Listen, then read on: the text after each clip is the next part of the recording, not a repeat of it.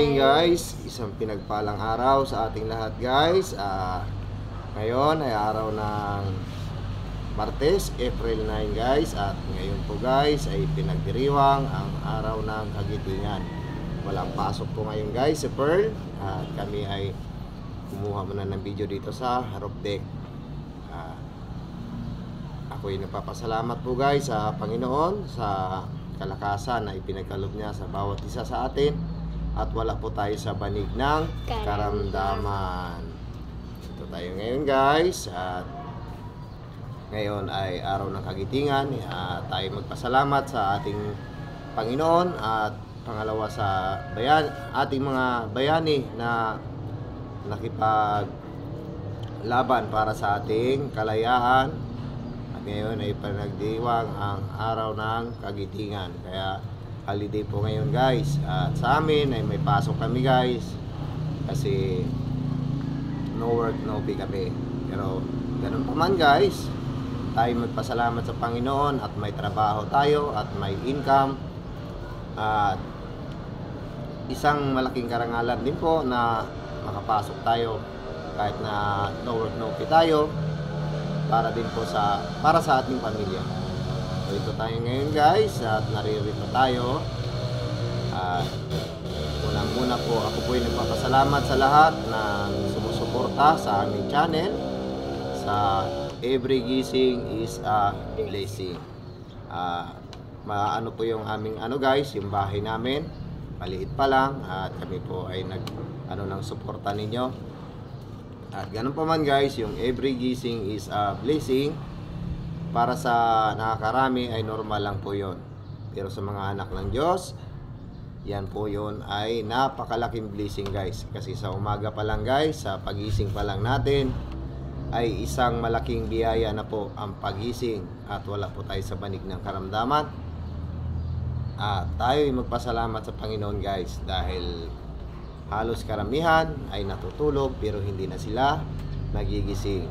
Kaya tayo guys na naririto, tayo magpasalamat dahil tayo ay may lakas na bumangon sa araw na ito. At sa lahat po na nakasupport sa aming channel, maraming salamat po.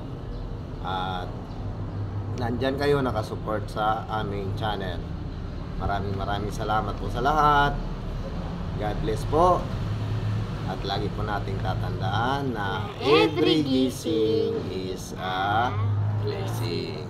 Thanks for watching guys. At ako po ay mag-iwan ng isang verse ngayon guys.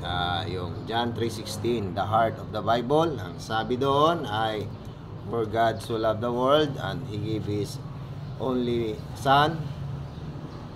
Ano ba yun? Tagalogin ko na lang guys, nahihirapan ako sa English so ito guys, John 3:16, sapagkat gayon na lamang ang pag-ibig ng Diyos sa sanlibutan at binigay niya ang kanyang kaisa-isang anak at ang sumampalataya sa kanya ay hindi mapahamak bagkus ay magkaroon ng buhay na walang hanggan. Maraming salamat guys sa ating lahat at God bless. Thanks for watching. Bye bye. Bago kami bumaba guys, i-flex ko lang sa inyo guys yung aming view guys. Ayan po yung aming view deck dito guys. Ayan guys, yung view deck namin guys. Ayan lang po guys.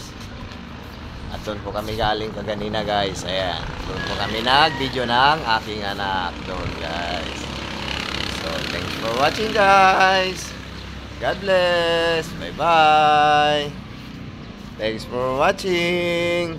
At sa mga hindi pa po nakasubscribe sa aming channel, please subscribe at support na rin po. At tulong na rin po sa aming channel. God bless po. Naway ang pagpapala ng Panginoon ay sumainyo sa lahat ng panahon at pagkakataon.